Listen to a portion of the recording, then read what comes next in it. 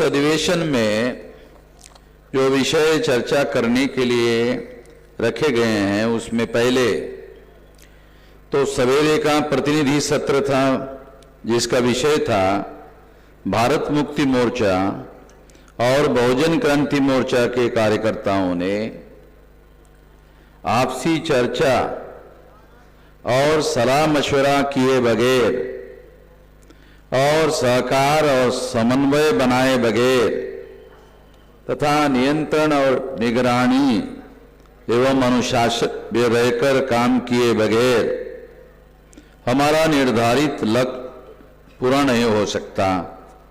एक गंभीर चिंतन ये प्रतिनिधि सत्र का विषय है सवेरे का,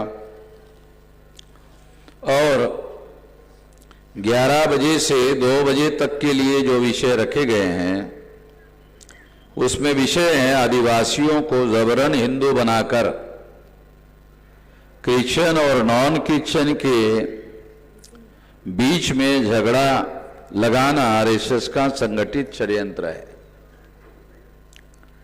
और दूसरा है सिद्धू कान्हू और धरती आबा बिरसा मुंडा का आंदोलन आदिवासी क्षेत्रों में बढ़ रहे ब्राह्मणी घुसपैठ का सशक्त विद्रोह था। एक गंभीर चर्चा। तो ये ऐसे 3 विषय हैं जिसको मैं अभी समापन करने जा रहा हूं। तो क्रमबद्ध तरीके से पहले प्रतिनिधि सत्र के बारे में कुछ बातें आप लोगों को बताना चाहता हूं। हमारा आंदोलन बहुत तेजी से उन लोगों के बीच में फैल रहा है जो बांगसेप की कॉन्सेप्ट है, मतलब पढ़े लिखे लोगों को इकट्ठा करके जो अनपढ़ और गवार हमारा समाज है उन लोगों के मुक्ति के लिए उस शक्ति का उपयोग और प्रयोग करना। अगर हम इस दृष्टि से सोचे तो अभी हम लोग जो अनपढ़ और गवार लोग हैं, गांव देहात में रहने वाले लोग हैं, हमारा संगठन उस क्षेत्र में बढ़ाने की दिशा में आगे बढ़ रहे हैं। और उसके लिए हम लोग ज्यादा कोशिश कर रहे हैं। और आपने देखा होगा कि इस 5 दिन के अधिवेशन में 3 दिन का समय आंदोलन करने वाले संगठनों के लिए रखा गया है। तो ये सिग्निफिकेंट डेवलपमेंट है और रणनीतिक शिफ्ट है। इसमें बड़ा बदलाव आंदोलन में हमारे आया है। और 2-3 दिन से मैं ये बातें आप लोगों को समझा रहा हूं, डेली इसलिए समझा रहा हूं कि ये बात आप लोग समझ ले और समझकर फिर विचार और व्यवहार करने का कार्य अपने अपने क्षेत्र में करे। जो बामसेप का कार्य करने का तरीका था और जो भारत मुक्ति मोर्चा का तरीका है उसमें ध्यान रखना होगा कि बामसेप का तरीका हम एक इंडिविजुअल लेवल से एक इंडिविजुअल आदमी को मिलकर अपना प्रचार प्रसार करते थे, ग्रुप मीटिंग लेने का काम करते थे और उसमें संगठन बनाना ज्यादा महत्वपूर्ण मानकर ये काम करते थे। मगर भारत मुक्ति मोर्चा जो संगठन है ये आंदोलन के लिए बनाया जाने वाला संगठन है। तो आंदोलन करने के दृष्टि से लोगों को तैयार करो,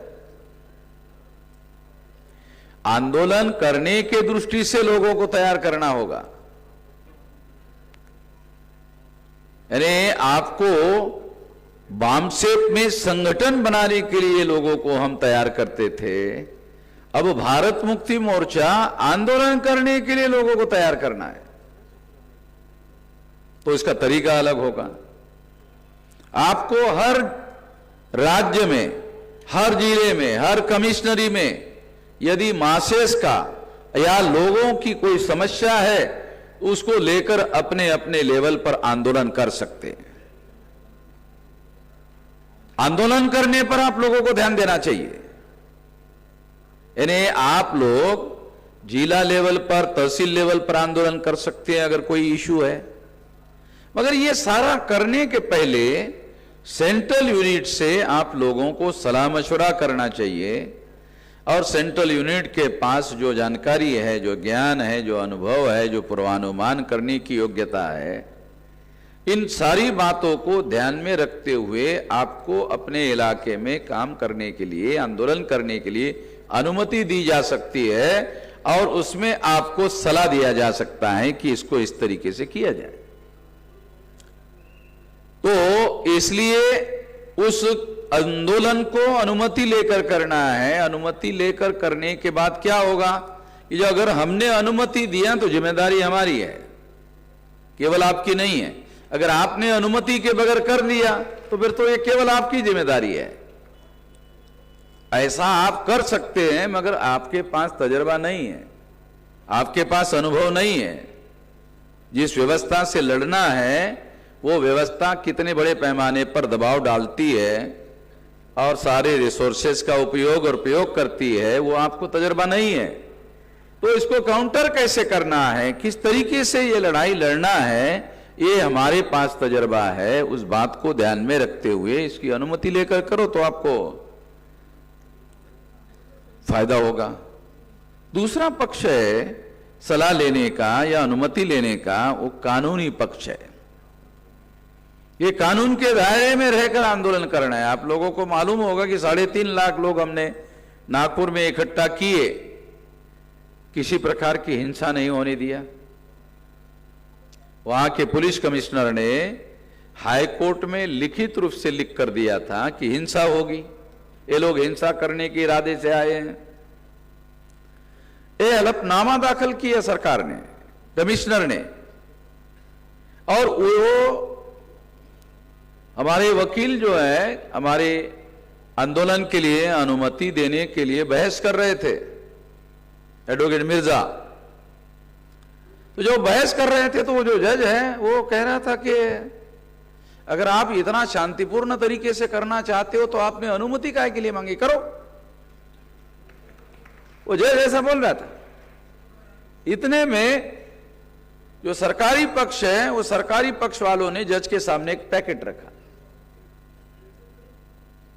पैकेट रखने के बाद जज ने हमारे वकील को कहा कि मैं आपकी बात और सुनना चाहता हूं। आप सही कह रहे हैं, आपकी बात सुनना चाहता हूं। ये पैकेट आया है, थोड़ा मैं कैबिन में जाकर इसको पढ़कर फिर आता हूं, 10 मिनट के बाद गया। और वो सरकार ने, कमिश्नर ने जो पैकेट रखा था, दिया था, वो पढ़ा। उसमें लिखा था ये लोग हिंसा करने वाले हैं, ये लिखा था उसमें। तो जज ने वो पढ़ा, पढ़ने के बाद वो वहां आया, आते ही वकील की सुने बगैर फैसला घोषित कर दिया कि रिजेक्ट, आपको एप्लीकेशन रिजेक्ट। वकील की सुना भी नहीं।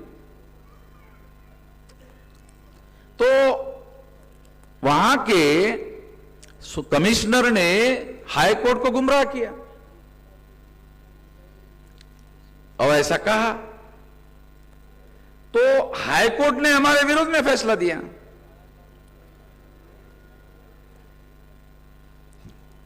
तो हाई कोर्ट ने जब हमारे विरोध में फैसला दिया तो 4 तारीख को शाम को कार्यकर्ता के घर में हमने मीटिंग किया और फैसला किया कि अब हाई कोर्ट ने रिजेक्ट किया है तो अब हम लोगों को हाई कोर्ट के आदेश के विरोध में जाना होगा। तो ये हमको नहीं करना है। तो इसलिए ये निर्णय किया गया कि सारे इलाके से लोग अपने अपने जगह से निकल गए हैं तो उनको बुलाया जाए। तो हमने बुलाने का निर्णय लिया कि उनको बुलाया जाए। और जो जगह तय की गई थी वहां पुलिस वाले इकट्ठा होने नहीं देंगे, तो गुप्त रूप से इंदिरा चौक जो है निर्धारित किया गया कि यहां इकट्ठा होंगे। इंदिरा चौक पर इकट्ठा करने का निर्णय लिया गया और सारे लोग वहां इकट्ठा हो गए, इकट्ठा होंगे। और वहां मैं जाऊंगा और जाकर वहां ये आंदोलन जो नागपुर में हो रहा है, ये आंदोलन अभी सुप्रीम कोर्ट में हमने केस दायर कर दिया है। सुप्रीम कोर्ट जैसे ही हमको आंदोलन की अनुमति देगा हम यह आंदोलन दोबारा करेंगे। अभी ये आंदोलन हम लोग स्थगित करते हैं, ऐसा मैं रैली में जाकर अनाउंस करूंगा, फिजिकल उपस्थित रह के ऐसा निर्णय 4 तारीख को हाईकोर्ट ने निर्णय देने के बाद हमने किया। मैं क्यों बता रहा हूं? क्योंकि जो आंदोलन तहसील में आप करना चाहते हो, जिले में करना चाहते हो, कमिश्नरी में करना चाहते हो या स्टेट में करना चाहते हो, वो हमसे सलाह करना होगा। हमारे पास ज्यादा तजर्बा है। तो फिर जब मैं वहां जाकर ऐलान करने वाला था, तो जाने के पहले ही सवेरे 10 बजे मुझे डिटेन कर लिया पुलिस, वहां पुलिस चौकी में लेकर गई। तो स्वाभाविक रूप से जब वो डिटेन करके चली गई, तो फिर हमको उस परिस्थिति में निर्णय करना था। तो ऐसे परिस्थितियां बदलती रहती है, बदले हुए हालात में फैसले करने पड़ते हैं। तो फिर हमने निर्णय किया कि अब उन्होंने, हमारे संवैधानिक अधिकार हैं, और आप सुनकर हैरान हो जाओगे कि 6 अक्टूबर को हमारा आंदोलन था और 2 अक्टूबर को सुप्रीम कोर्ट ने फैसला दिया था कि प्रिवेंटिव डिटेंशन इज अनकॉन्स्टिट्यूशनल। ये अंग्रेजी शब्द है, कुछ लोगों को समझ में नहीं आएगा कि प्रिवेंटिव डिटेंशन इज अनकॉन्स्टिट्यूशनल। ये भी बहुत सारे लोगों को समझ में नहीं आता कि ऐसा सुप्रीम कोर्ट ने निर्णय क्यों किया। आर्टिकल 19 के तहत आपको मौलिक अधिकार है, फंडामेंटल राइट है आंदोलन करने का। सुप्रीम कोर्ट कई बार फैसला कर चुकी है, एक से कई बार फैसला कर चुकी है। तो हमारे जो लोग हैं वो लोग बहुत सारी बातें ध्यान नहीं रखते। और कौन लोग ध्यान नहीं रखते? ज्यादातर कौन लोग ध्यान नहीं रखते? जो लोग जय जय जय जय जय जय जय जय जय ऐसा कहने वाले लोग बिल्कुल ध्यान नहीं रखते। बस उनको क्या जय जय जय जय जय जय जय,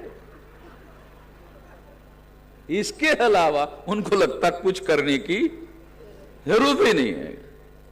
बाबा साहब आंबेडकर के भी, अगर बाबा साहब आंबेडकर आपके गुरु है, उनका आप जय करना चाहते हैं, तो बाबा साहब आंबेडकर के गुरु थे बुद्धा, बाबा साहब आंबेडकर के गुरु थे कबीर, बाबा साहब आंबेडकर के गुरु थे ज्योतिराव फुले।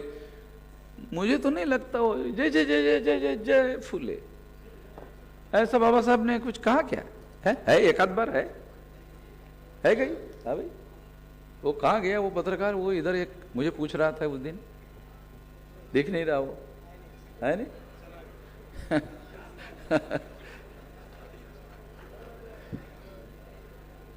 वो रहता तो उसको भी थोड़ा सा, उसका भी जागरण हो जाता थोड़ा।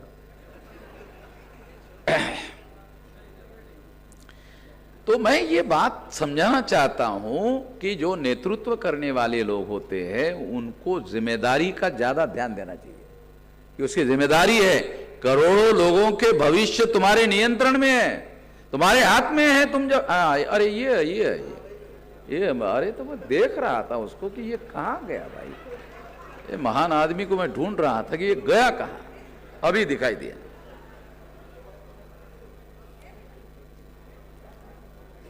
नहीं बैठे रहो। हमसे जो सहमत नहीं है हम उनके प्रति भी उदार है। ये उदारता में बाबा साहब अम्बेडकर से सीखना चाहिए। बाबा साहब अम्बेडकर गांधी जी को महात्मा नहीं मानते थे, मगर वो गांधी जी बोलते थे। कुछ लोगों ने मुझे कहा कि मेश्राम जी, आप गांधी को महात्मा नहीं कहते हो तो जी क्यों लगाते हो? इतना तो हमारी सभ्यता तो दिखनी चाहिए भाई, दूसरों की छोड़ो, वो असभ्य आदमी था गांधी। हम तो कपड़े नहीं उतार सकते ना अपने, वो उतार सकता है तो हम तो नहीं उतार सकते। हमें अपनी सभ्यता तो ध्यान रखनी पड़ेगी।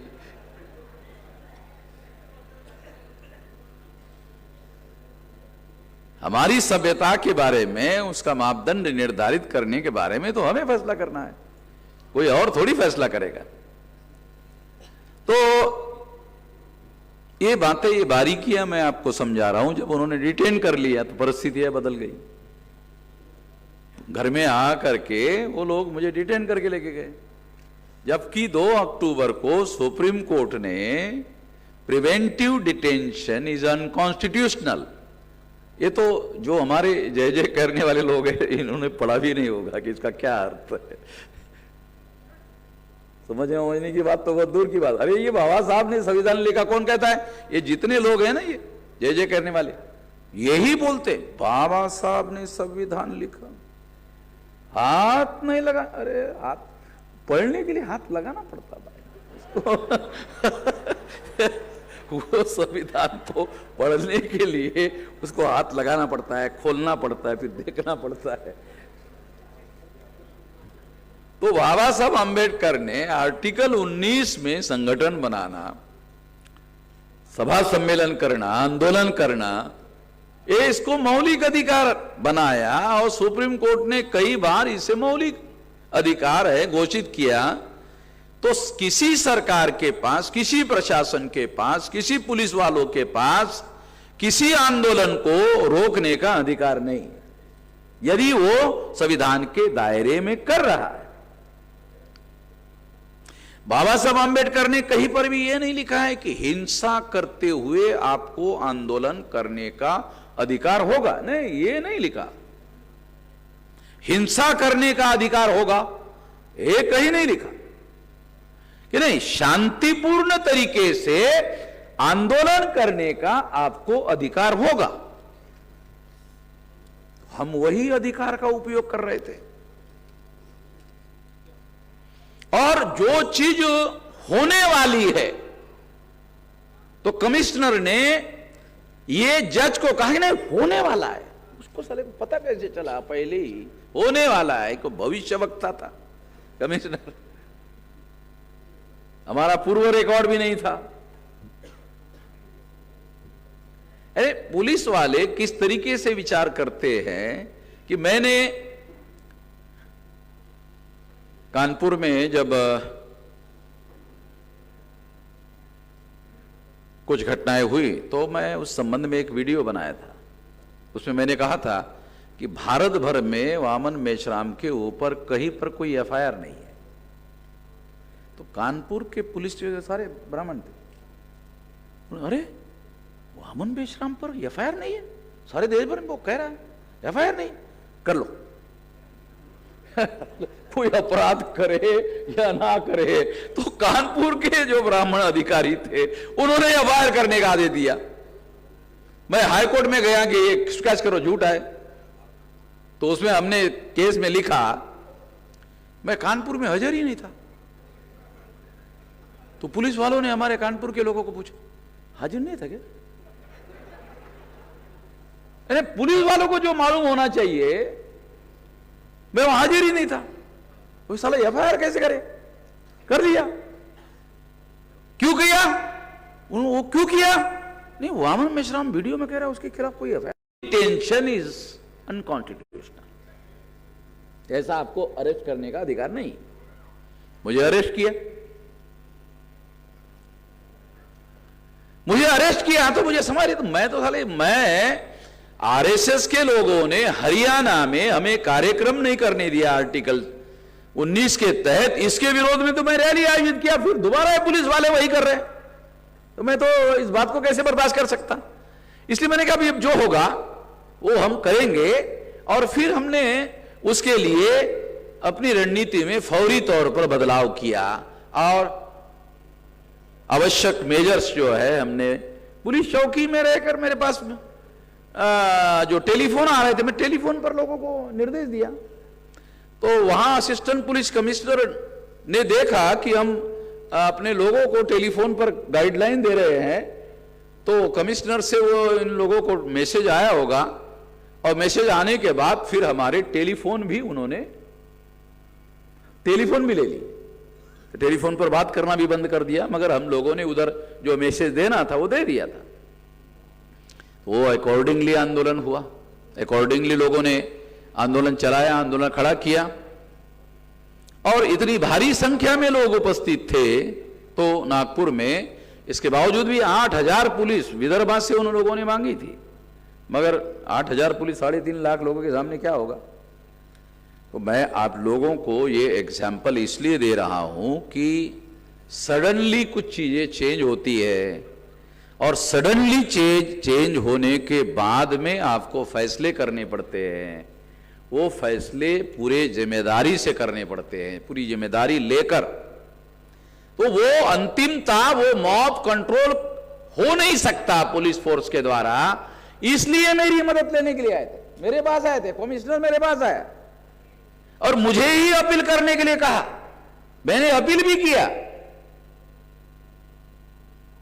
कि हमें संविधान के दायरे में रहकर ही आंदोलन करना है।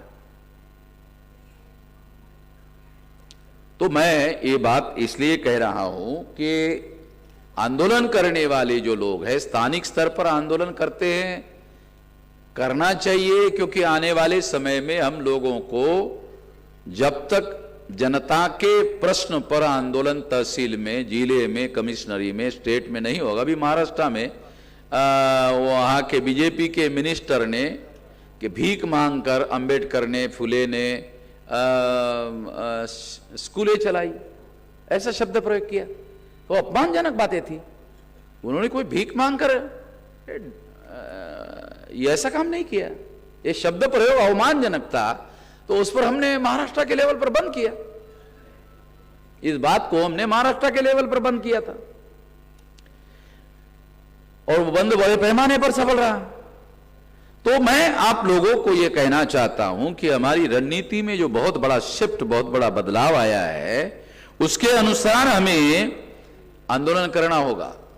मतलब सारे देश भर में हमारी समस्याएं नेशनल एजेंडे पर है ही नहीं। आजादी में राज ब्राह्मणों का है। बहुत सारे लोगों को बड़ा अजीब लगता है, राज अंग्रेजों का था, ये कहने के लिए हमारे लोगों को लज्जा और शर्म नहीं लगती। तो लाज ब्राह्मणों का है, राज ब्राह्मणों का, ये हिस्टोरिकल बातें कह रहे हैं। हम फैक्चुअल बात कह रहे हैं। मैंने कभी ये नहीं कहा ब्राह्मणों को धरो, ब्राह्मणों को बांधो, ब्राह्मणों को पीटो और जब तक जान नहीं जाती तब तक मत छोड़ो। ऐसा मैंने कभी कहा ही नहीं, ऐसा मैं कहता नहीं। ऐसा कहने का कोई मीनिंग नहीं। इससे कोई आंदोलन सफल होने वाला नहीं, इससे हमारी किसी समस्या का समाधान होने वाला नहीं। बल्कि ऐसा करने से हाईकोर्ट, सुप्रीम कोर्ट में आप लोगों को वो पकड़कर अंदर डाल सकते हैं, आपका आंदोलन सफल हो जाएगा। तो कानून हाथ में लेकर काम करने का कोई मतलब नहीं है। आंदोलन करने का अधिकार है, मगर हिंसा करने का अधिकार नहीं है। तो आंदोलन सफल कैसे होगा, यह है मौलिक सवाल। मौलिक सवाल का जवाब है ज्यादा से ज्यादा संख्या में जन समर्थन मिलना चाहिए। अगर ज्यादा से ज्यादा समर्थन आपको मिलता है, वो समर्थन लेकर जो दिल्ली में सत्ता में आए, जो राज्य में सत्ता में आते हैं, अगर उन्हीं जनता का, वो बंधुआ मजदूर थोड़ी है तुम्हारा, परमानेंट तुमको वोट दिया तो 5 साल तक तुम्हारे लिए बंधुआ है, ऐसी व्यवस्था नहीं है। उसकी इच्छा थी तुम्हारी सरकार बनाने को, वोट दिया, वो स्वतंत्र है, वो आजाद है। वो आंदोलन करने वाले लोगों को भी साथ सहयोग कर सकता है, क्योंकि वो बंधुआ मजदूर नहीं है। तो आंदोलन करने वाले जो लोग हैं, उनका ज्यादा से ज्यादा समर्थन हासिल कर लो।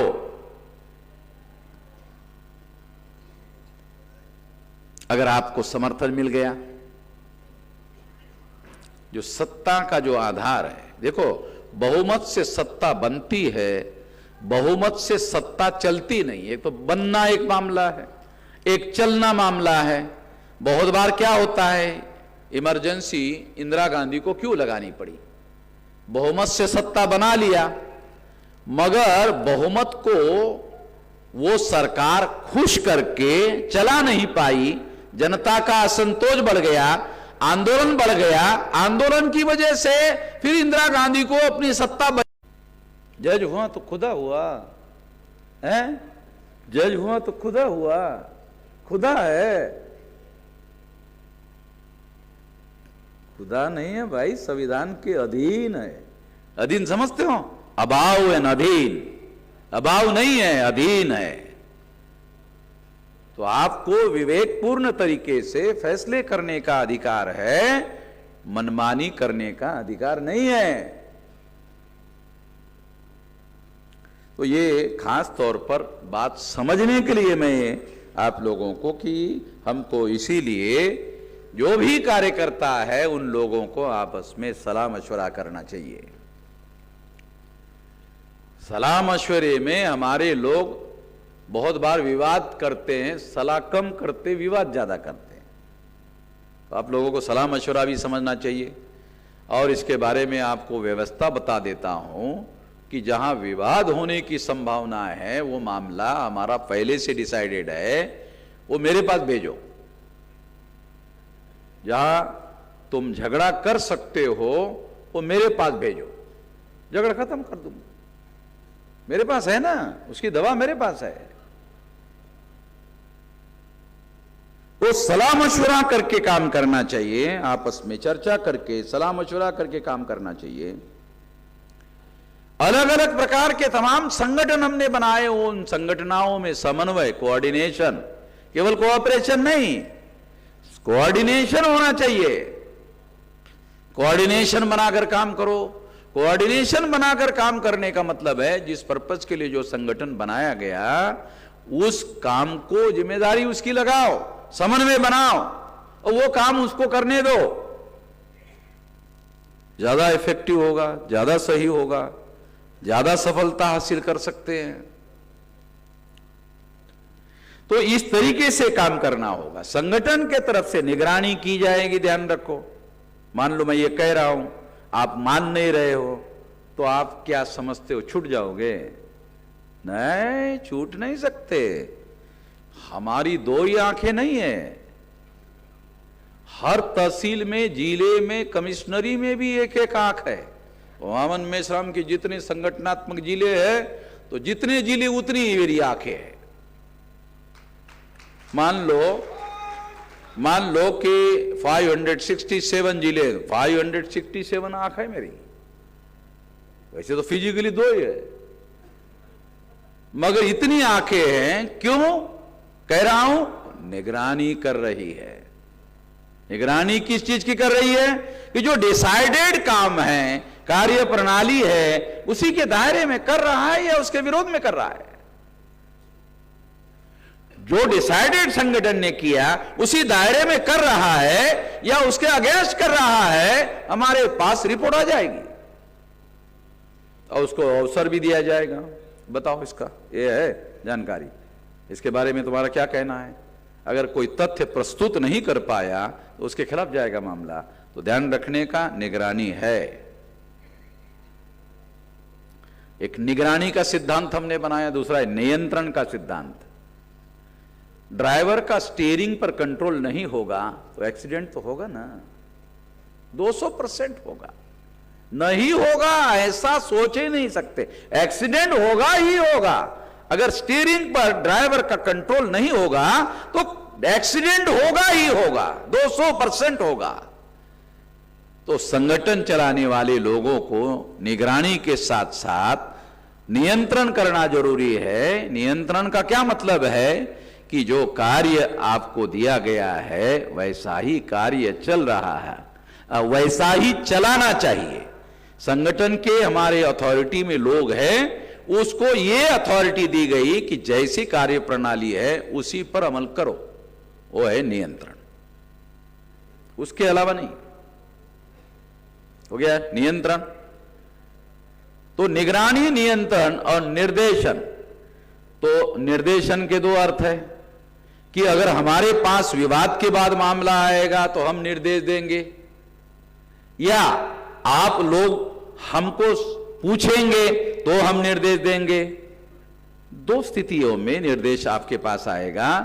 तो निगरानी का, नियंत्रण का और निर्देश का सिद्धांत है, उस पर ध्यानपूर्वक समझकर अमल करना होगा।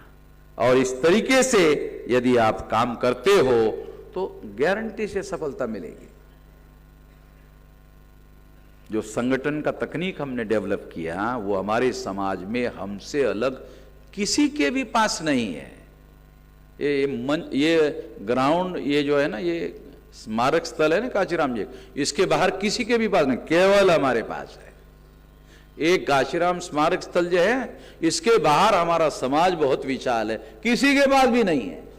और इसलिए वो कुछ नहीं करने वाले, ना कुछ होने वाला नहीं उनसे। क्योंकि लोगों के पास इसकी कोई जानकारी नहीं है, कोई समझदारी नहीं है, इसलिए गलत और सही का वो कोई जजमेंट नहीं बना सकते। इसलिए भ्रम में पड़कर तमाम संगठनों का लोग समर्थन करते रहते हैं। मैं समर्थन करने वाले लोगों को गलत नहीं मान सकता, न मानता हूं, मगर उनसे कुछ होना नहीं है, होने वाला नहीं है। तो इसलिए अब होने वाला नहीं है तो वो छोड़ छाड़ के हमारे अंदर विलीन हो जाए, ऐसा कहने से जो चौधराहट करने की लोगों को मुफ्त में आदत पड़ी हुई है, वो कोई आदमी छोड़ने वाला तो है नहीं। तो इसलिए ऐसी सलाह देने का भी कोई मतलब है नहीं है। मगर मैं आपको बताना चाहता हूं कि बामसेप में 60% से ज्यादा कार्यकर्ता दूसरे संगठनों को छोड़कर आए हुए लोग हैं। जो ईमानदार होते हैं वो आ जाते हैं, जिनको चौधराहट करनी है, लेना देना कुछ नहीं है, लोगों को गुमराह करना है, तो वो नहीं आते हैं। मगर जो ईमानदार है वो आते। बामसेप में 60% लोग दूसरे संगठनों को छोड़कर आए हुए। और फिर बामसेप में एक बार आ गया ना आदमी, बामसेप में एक बार आ गया फिर जा नहीं सकता। और अगर मेरे को गाली देकर किसी को जाना है भी तो उसको दूसरा बामसेप बनाना पड़ता है, ऐसा उसका मतलब। तो हमको गाली देकर जो भी लोग गए हैं उन्होंने बामसेप बनाया, वो हम नहीं चलने देते उनकी बात अलग है, मगर बनाता बामसेप ही है। वो किसी की नहीं चलने दिया अभी तक, जितने भी हमसे छोड़ करके गए किसी का नहीं चलने दिया, न चलने देंगे।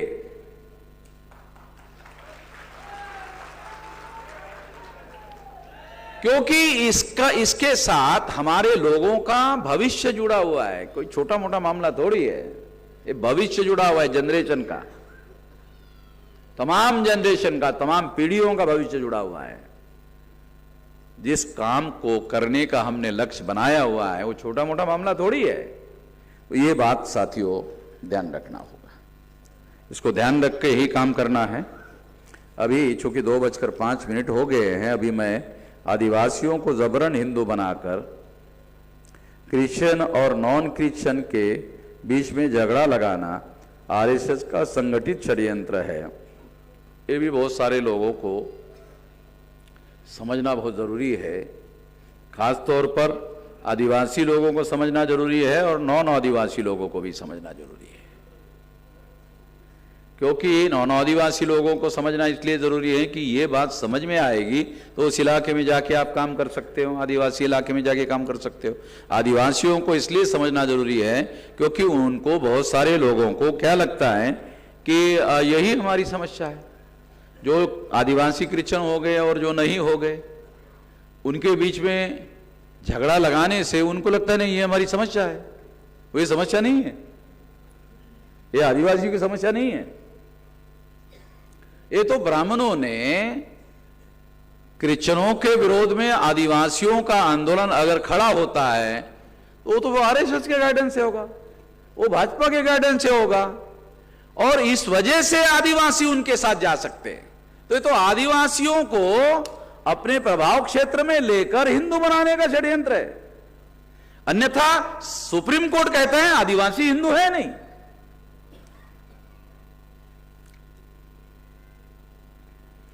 क्योंकि आरएसएस के पास कोई विचारधारा है नहीं ऐसी जिससे आदिवासी उनके साथ जुड़ जाए।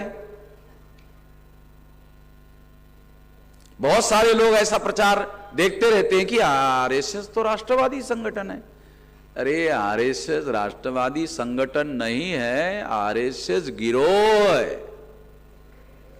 गिरोह समझते हो? ये मैं ही कह सकता हूं, बाकी किसी की औकात नहीं कि ऐसा कहीं नहीं कि। औकात भी तो चाहिए ना, औकात समझते हो पत्रकार लोगों को, थोड़ा बताओ, औकात चाहिए ना, औकात। और जब मैं कोई बात कहता हूं तो वो बगैर सबूतों के कहता नहीं हूं। ये आरएसएस ब्राह्मणों का संगठन है, और ब्राह्मण जो है ये क्रिमिनल ट्राइब है, ये ओरिजिनल क्रिमिनल ट्राइब है। इनकी जो जीवन विषय दृष्टिकोण है ये दुनिया के मानवता के विरोध में है, केवल भारत के नहीं, सारे दुनिया के मानवता के विरोध में है। ये जो वर्ण व्यवस्था है लोगों को विभाजित करने की और 6000 से ज्यादा टुकड़ों में बांटने की, अस्पृश्यता थोपने की, बैकवर्ड क्लासेस के लोगों पर शूद्रत्व थोपने की, महिलाओं को दास बनाने की, घुमंतु जातियों को बहिष्कृत करने की, कितनी बातें बताई है। ये सारा 2207 साल से चल रहा है, जब से सम्राट बृहदत्त मौर्य की हत्या पुष्यमित्र शुंग नाम के ब्राह्मण के द्वारा की गई, तब से चल रहा है। उसको आज के तारीख में 2207 साल हो गए। कैलकुलेट करके बता रहा हूं, तारीखों के साथ बता रहा हूं। आज आपने अखबार अगर पढ़ा होगा तो नरेंद्र मोदी को आरएसएस के लोगों ने सामने करके, हमारे सिखों के गुरु है ना, गुरु गोविंद सिंह जी, उनके जो बच्चे हैं, औरंगजेब ने उनको चुनवा कर मार दिया है, ऐसा कहा जाता है या प्रचार करते हैं। वो औरंगजेब के पास जब ये बात गई तो औरंगजेब ने ब्राह्मण लोग लेकर गए, तो औरंगजेब ने ब्राह्मणों को कहा, अरे तो बच्चे हैं, इन्होंने क्या अपराध किया, जाओ छोड़ो, इनका कोई अपराध नहीं है। बराबर है सरदार जी?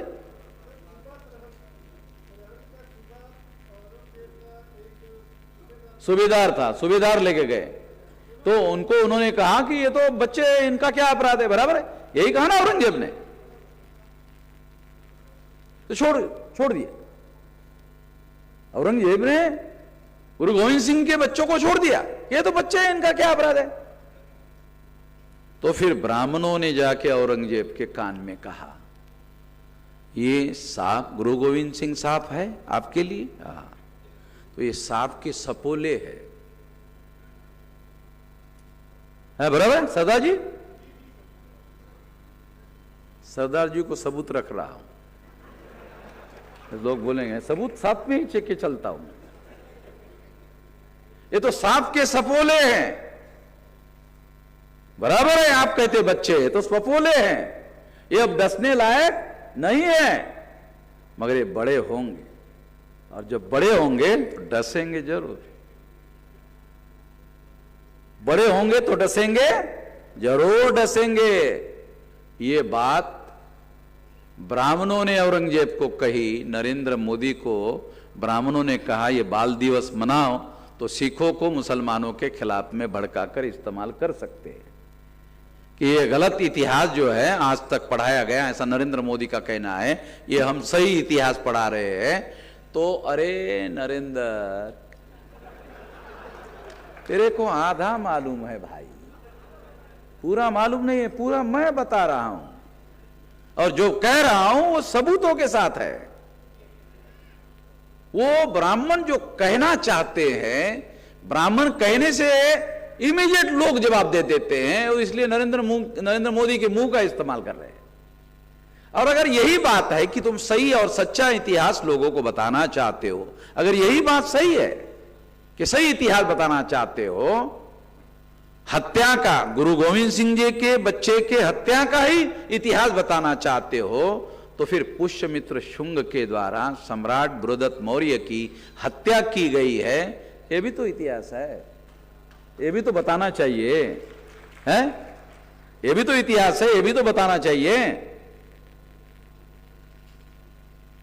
तो इस तरह से वो कह रहे हैं आधा इतिहास बता रहे हैं। अरे तू ही आधा इतिहास बता रहा है या तेरे मुंह का इस्तेमाल किया जा रहा है। तो इसी तरह से ब्राह्मण का एक बहुत बड़ा हथियार है, उस हथियार के बारे में थोड़ा सतर्क कर देता हूं। वो हथियार है बुद्धि भेद। बुद्धि भेद करना ब्राह्मणों का बहुत बड़ा हथियार है, क्योंकि उनके पास विश्लेषण करने की, उनके पास डाटा बहुत होता है, तमाम प्रकार का डाटा होता है, और उस डाटा का वो लोग बुद्धि भेद करने के लिए उपयोग करते हैं। हम जाकर मूल रूप से सारा डाटा देखते नहीं है। वामसेव के अंदर हम लोगों ने उस आदत को डाला है कि मूल डाटा देखा जाता है और सारा डाटा ला करके फिर लोगों के सामने बताया जाता है, पूरा विश्लेषण करके बताया जाता है सबूतों के साथ में। तो इस तरह से ये जो आदिवासियों को जबरन हिंदू बनाकर, ये जो शब्द प्रयोग विषय में है ना, ये भी थोड़ा समझना चाहिए कि ये जो नॉन क्रिश्चियन आदिवासी और क्रिश्चियन आदिवासी के बीच में झगड़ा लगाना जो है, ये जबरन हिंदू बनाने का कार्यक्रम है। उसके पहले गांधी जी ने जो पूना पैक्ट में शेड्यूल कास्ट के लोगों को जो जॉइंट इलेक्टेड थोपा, जो पूना पैक्ट है, वो तो शेड्यूल कास्ट के साथ हुआ था। मगर जब संविधान लिखने का समय आया तो जो जॉइंट इलेक्टेड का सिस्टम है वो आदिवासियों पर थोप दिया गया। पूना पैक्ट में आदिवासी शामिल नहीं थे, मगर जब संविधान लिखने की प्रक्रिया में कांग्रेस के लोगों ने पूना पैक्ट, जो शेड्यूल कास्ट में दलाल और भड़वे पैदा करने का कार्यक्रम था, वो उन्होंने आदिवासियों को लागू कर दिया। और आदिवासियों को लागू करने से क्या होता है, 7.5% एमएलए और 7.5% एमपी, तो 500 एमपी में 7.5, तो ये लगभग 40-42 हो जाते हैं। और लगभग मेरे ख्याल से 44 या 46 या 50 के लगभग 47 जो है वो मेंबर पार्लियामेंट है आदिवासियों के। और 7.5% कई हजार, 4-4.5 हजार एमएलए है भारत भर में। तो इतने हजार का 7.5% निकालो तो इतने एमएलए है आदिवासियों के सारे देश भर में। और ये ज्वाइंट इलेक्टेड में है। ज्वाइंट इलेक्टेड का मतलब है कांग्रेस के हैं, बीजेपी के हैं, ब्राह्मणों के पार्टी के हैं। तो चूंकि ये ज्वाइंट इलेक्टेड है, रिजर्व सीट है मगर ज्वाइंट इलेक्टेड है। बहुत सारे लोगों को ये अंडरस्टैंडिंग नहीं है ये ज्वाइंट इलेक्टेड का सिस्टम क्या है, पता ही नहीं है। ज्वाइंट इलेक्टेड का मतलब है कि शेड्यूल कास्ट के लिए सीट रिजर्व होगी मगर वोट देने का अधिकार ब्राह्मणों को होगा। वोट देने का अधिकार तमाम उन लोगों को होगा जिन्होंने इस व्यवस्था को, अन्याय करने वाली व्यवस्था को बनाया। उन लोगों को वोट देने का अधिकार होगा। तो फिर जब उन लोगों को वोट देने का अधिकार होगा तो स्वाभाविक रूप से वो अपनी हां में हां मिलाने वाले आदमी को एमएलए बनाएंगे, एमपी बनाएंगे। राजस्थान का एक किस्सा आपको बताता हूं, हमारे पास बहुत सारे फैक्ट है। राजस्थान का किस्सा बताता हूं। राजस्थान में जयपुर में जस्टिस अखोदिया जी रहते हैं। उन्होंने हमारे राज्य अधिवेशन अजमेर में एक किस्सा बताया कि वो 4 लोग, एक जस्टिस चतुर्वेदी राज्यसभा के मेंबर थे, ये जज साहब थे, एक शेड्यूल कास्ट का एमएलए था और ड्राइवर था। 4 लोग जयपुर से जोधपुर जा रहे थे। तो कुछ देर किलोमीटर जाने के बाद चतुर्वेदी जी को टॉयलेट लगा, तो उसने ड्राइवर को गाड़ी रोका और दरवाजा खोलकर टॉयलेट के लिए झाड़ी के पीछे चला गया। तो गाड़ी में शेड्यूल कास्ट का एमएलए और जज साहब रहे। तो आधा मिनट हो गया, 1 मिनट हो गया, 1.5 मिनट हो गया। तो जो एमएलए शेड्यूल कास्ट का था उसने जज साहब को कहा, जज साहब वो चतुर्वेदी जी टॉयलेट को गए हैं, पानी लेकर नहीं गए। वो एमएलए जज साहब को बोल रहा था कि जज साहब वो चतुर्वेदी जी टॉयलेट को गए हैं, पानी लेकर नहीं गए हैं।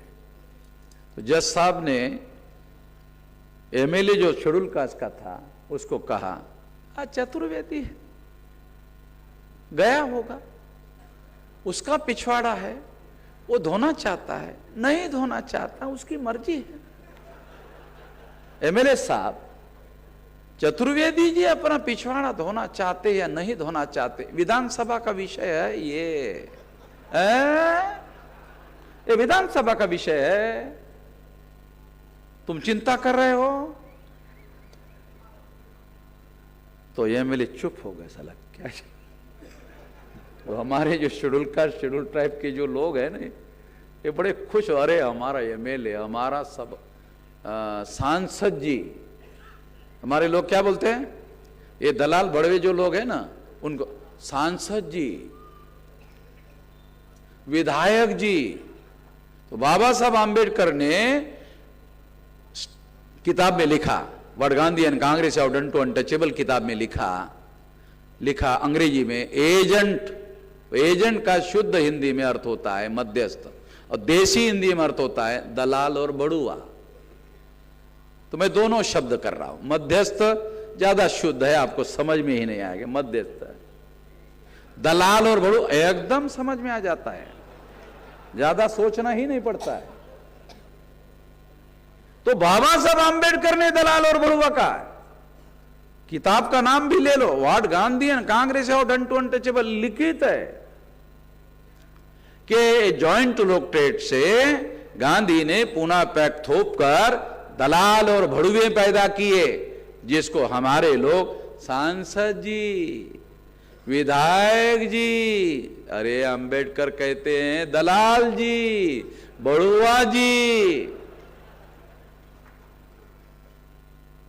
तो ऐसे दलाल और बड़ुए कांग्रेस के सिस्टम से तैयार हुए। अभी बीजेपी आ गई, बीजेपी के 76 मेंबर पार्लियामेंट दिल्ली में चुनकर आए। ऐसे सारे देश के विधानसभा में बहुत सारे आदिवासी चुनकर आए, एमएलए बीजेपी ने चुनकर लाए। वो आदिवासी क्या करते हैं, आरएसएस के लोग क्या करते हैं, वो आदिवासी एमएलए को ले जाते हैं आदिवासी विस्तार में, क्योंकि ब्राह्मण को आदिवासी घुसने नहीं देते। तो क्या करते हैं, वो आदिवासी एमएलए को ले जाते हैं, वो एमएलए को बोलते हैं आदिवासी को इकट्ठा करो, फिर उस आदिवासी को एमएलए को कार्यक्रम का अध्यक्ष बनाते हैं। अध्यक्ष बनाने के बाद ब्राह्मण चीफ गेस्ट रहता है, वो घंटा 1.5 घंटा उनका ब्राह्मणवाद का भाषण करता है,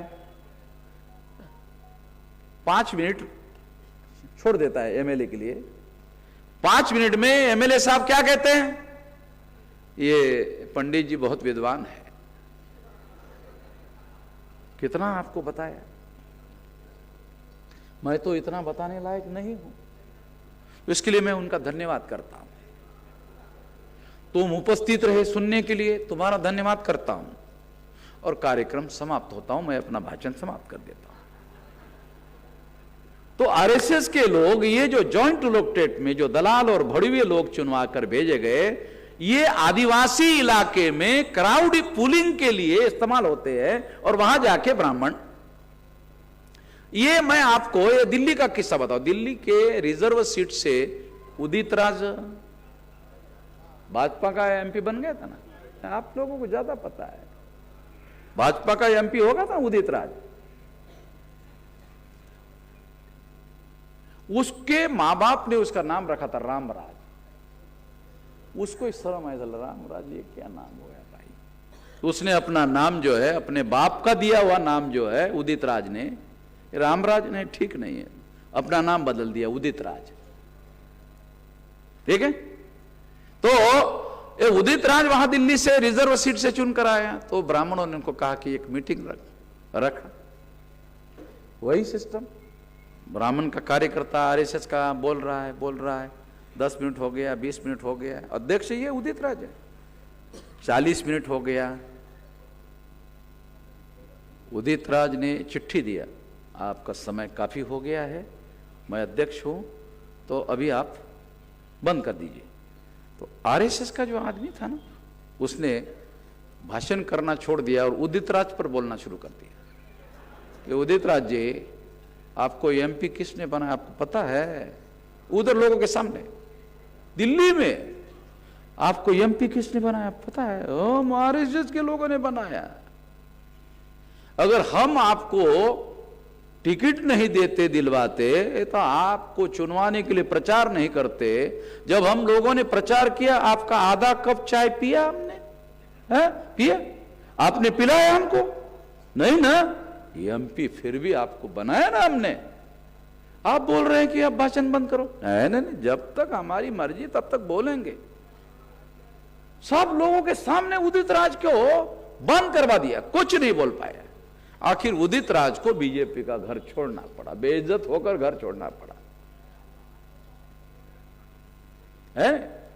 ये इतिहास बता रहा हूं, इसके आधार पर बता रहा हूं कि फिर ये लोग क्या करते हैं, वो वहां लेके जाते हैं, बुद्ध आदिवासियों को इकट्ठा करते हैं, फिर उनको बोलते हैं कि ये जो क्रिश्चियन है ना, ये है तुम्हारी समस्या। वहां बताते, और फिर वो आदिवासी, वो भी आदिवासी है और ये आदिवासी, इनका झगड़ा लगा देते हैं। अब जब दोनों का झगड़ा लगता है तो आरएसएस बीजेपी के एजेंडे पर वो आदिवासी काम कर रहे हैं, तो स्वाभाविक रूप से आरएसएस बीजेपी जो है उनके समर्थन में काम करती है। तो आदिवासियों को क्या लगता है, ये आरएसएस बीजेपी हमारा समर्थन कर रही है, ये हमारे सच्चे हितैषी है। जाल में फंस जाते हैं। ये राजनीति तो अमन में से हमको समझ में आती है, किसी आती है क्या है? आती किसी को? ये चाहिए ना, ऊपर का साला मजला खाली है, ऊपर का मजला खाली है, ऊपर का मजला है नहीं, ये ऊपर का मजला है, ये तो खाली है। ये राजनीति है। हमारे लोगों को राजनीति समझ में आती है, कहां से आती? अगर आती होती 131 मेंबर पार्लियामेंट, जिसको बाबा साहब आम्बेडकर दलाल और भड़ुआ कहते हैं, 1200 एमएलए है, उसको विधायक जी कहते हैं। अरे ये सिस्टम आपको गुलाम बनाने के लिए गांधी जी ने पूना पैक्ट के तहत आपके ऊपर थोपा हुआ है, उसकी वजह से वो हमारे समाज में घुसते हैं। नहीं तो ब्राह्मण को हमारे बस्ती में लोग थोड़ी आने देते हैं? हाँ भाई अध्यक्ष जी, आने देते क्या आदिवासी ब्राह्मणों को? राष्ट्रीय आदिवासी एकता परिषद के हमारे अध्यक्ष जी है। आदिवासी इलाके में ब्राह्मण को जाने का डर लगता है। पता नहीं साले वो जंगल का इलाका है, कहीं धरेंगे बांधेंगे पता ही नहीं चलेगा, हाँ गायब कर देंगे। फिर जंगल के रास्ते भी आड़े टेढ़े तिरछे बिरछे, साला वो सब रास्ता भी तो मालूम होना चाहिए अंदर घुसने के लिए, उतना आसान नहीं है। तो इसलिए ये जबरदस्ती, ये तरीका जो है, ये जबरदस्ती आदिवासियों को हिंदू बनाने का। आदिवासी तो सुप्रीम कोर्ट कहता है हिंदू नहीं है। इस देश में शेड्यूल कास्ट हिंदू नहीं है, शेड्यूल ट्राइब हिंदू नहीं है, ओबीसी हिंदू नहीं है। दयानंद सरस्वती नाम का एक ब्राह्मण है, आर्य समाज वाला, वो कहता है कि हिंदू शब्द तो मुसलमानों की दी भी गाली है। ये ब्राह्मणों के ही लोगों ने कहा है। ये टंकारा गांव का, राजकोट डिस्ट्रिक्ट का, गुजरात का दयानंद सरस्वती, उसने 1875 को आर्य समाज नाम का संगठन बनाया। वो कहता है अपने किताब में, हमारे पास डॉक्यूमेंट्री एविडेंस है, कि हिंदू मुसलमान की दी भी गाली है। अगर हिंदू मुसलमान की दी भी गाली है तो इसका मतलब यह है कि एससी एसटी ओबीसी के लोगों को हिंदू कहकर ब्राह्मण धर्म थोपने का, क्योंकि ब्राह्मणों के जो धर्म ग्रंथ है, वेद श्रुति स्मृति पुराण रामायण महाभारत गीता, ये ब्राह्मण धर्म के धर्म ग्रंथ है। और हम लोग ऐलानिया साबित कर सकते हैं कि हिंदू धर्म से इसका कोई लेना देना नहीं, क्योंकि हिंदू धर्म नाम का धर्म ही नहीं है। ये ब्राह्मण धर्म, वर्ण धर्म ब्राह्मण धर्म है, जाति धर्म ब्राह्मण धर्म है, अस्पृश्यता ब्राह्मण धर्म का हिस्सा है, शूद्रत्व पिछड़े वर्ग पर थोपा जाना ब्राह्मण धर्म का हिस्सा है, महिलाओं को दास बनाना ब्राह्मण धर्म का हिस्सा है, घुमंतु जातियों को बहिष्कृत करना ब्राह्मण धर्म का हिस्सा है। तो ये सारी बातें सिद्ध करती है कि ये ब्राह्मण धर्म है, और ये सारे धर्म ग्रंथ ब्राह्मण धर्म के धर्म ग्रंथ है। इसका हिंदू धर्म के धर्म ग्रंथ से इसलिए कोई लेना देना नहीं है क्योंकि हिंदू नाम का कोई धर्म ही नहीं है। आरएसएस के जनरल सेक्रेटरी थे एक जोशी, उन्होंने दिल्ली में भाषण दिया, नवभारत टाइम्स में पब्लिश हुआ, फ्रंट पेज पर छप के आया, हम हिंदुओं की बात करते हैं, हिंदू धर्मियों की बात नहीं करते।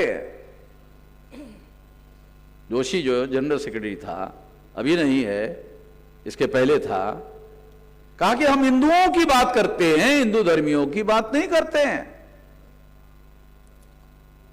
तो मैं आप लोगों को यह समझाना चाहता हूं कि ये जो जबरदस्ती हिंदू बनाने का, शेड्यूल कास्ट भी हिंदू नहीं है, शेड्यूल ट्राइब भी हिंदू नहीं है, ओबीसी भी हिंदू नहीं है, और इनको सरकार तुम्हारी है इसलिए तुम इनको हिंदू हिंदू हिंदू हिंदू हिंदू कह रहे।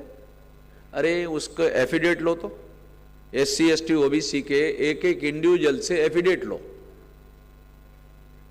तो देता है क्या वो? करो, बोलते घोषित करो तो तुम हिंदू है, किस आधार पर करेगा? सबूत देना पड़ेगा, एक भी सबूत नहीं है उसके हिंदू होने का, एक भी सबूत नहीं है। सारे ब्राह्मण धर्म शास्त्रों के आदेश उसके ऊपर लागू हो जाएंगे। उसकी वजह से उनको नीच बनाया, उसकी वजह से शूद्र बनाया, उसकी वजह से अछूत बनाया। तो तुम हिंदू कहकर अपने को अछूत की मान्यता दे रहे हो, शूद्रत्व की मान्यता दे रहे हो।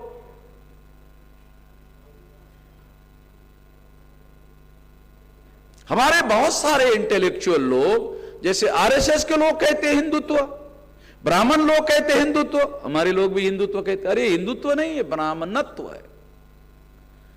ये हिंदुत्व नहीं है, ब्राह्मणत्व है।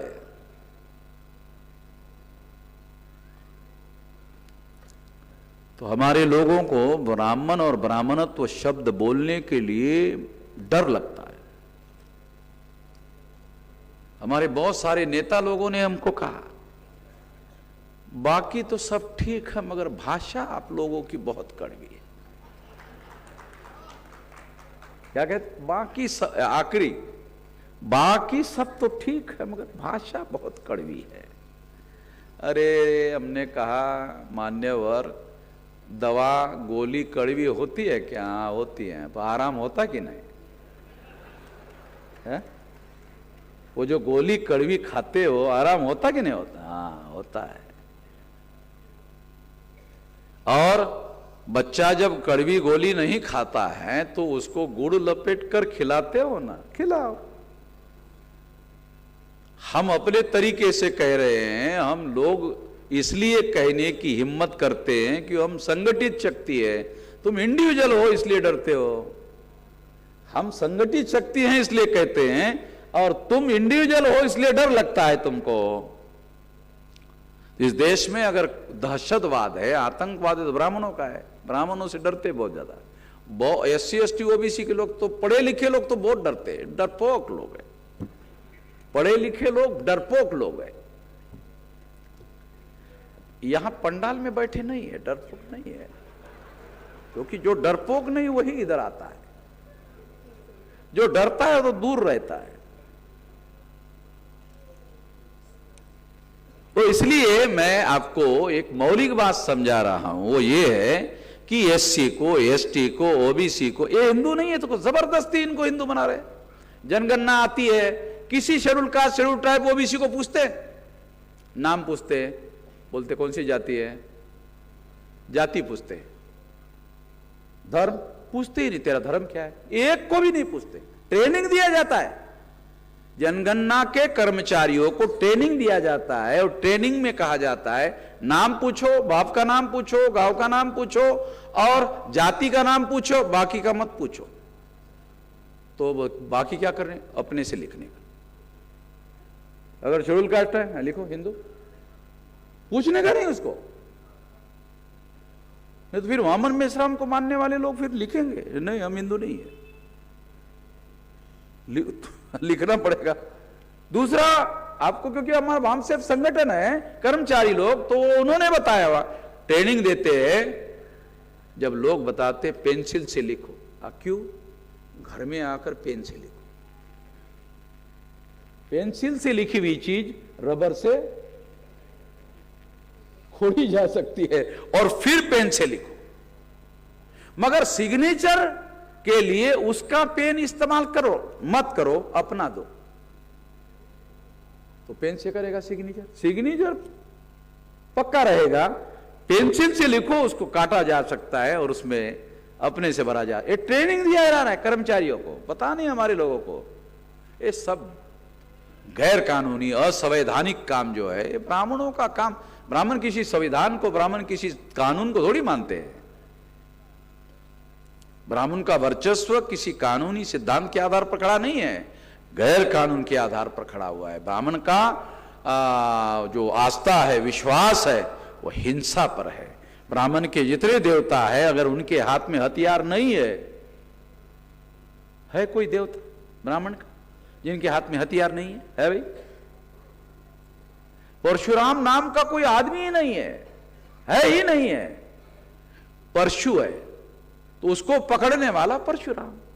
एक तो राम है जो हाथ में पकड़ने वाला, हाँ वो परशुराम है, क्योंकि उसने परशु पकड़ा हुआ है। तो आदमी है नहीं वो, तो परशु पकड़ा इसलिए परशुराम है।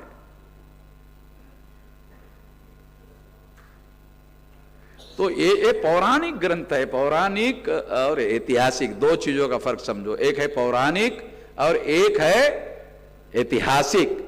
तो जो पौराणिक है यानी पुराणिक है, पुराण में लिखा हुआ है, वो ब्राह्मणों ने लिखा, और जो ऐतिहासिक है वो इतिहास की बातें है। जो पौराणिक है वो हिस्टोरिकल नहीं माना जाता है। ये फर्क भी हमारे लोगों को समझ में आना चाहिए इतिहास पढ़ते वक्त। तो ये बात मैं यहीं पर समाप्त करना चाहूंगा।